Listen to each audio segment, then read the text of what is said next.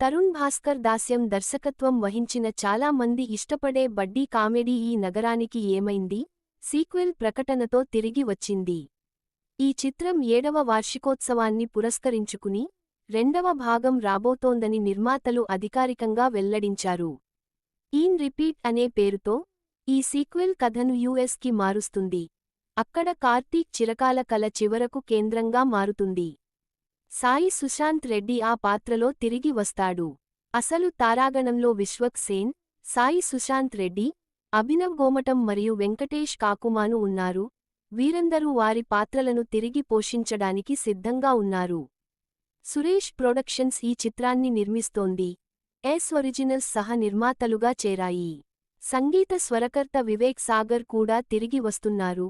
మరో చిరస్మరణీయ సౌండ్ట్రాక్ను సృష్టించే లక్ష్యంతో ఉన్నారు.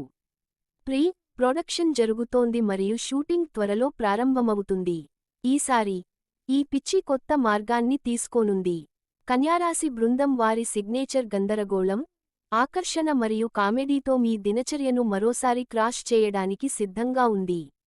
ఈన్ టైటిల్ లోగోను తెలుగు అక్షరాలు తిప్పి ఉపయోగించి రూపొందించారు మరియు ట్యాగ్లైన్ ఎలినాటి శని పోయింది కన్యారాశి టైం వచ్చింది అని రాసి ఉంది మరియు బ్రీఫ్కేస్ గాలిలో ఎగురుతున్నట్లు మనం చూస్తున్నాము. ఇవన్నీ అత్యంత ప్రజాదరణ పొందిన మరియు ప్రియమైన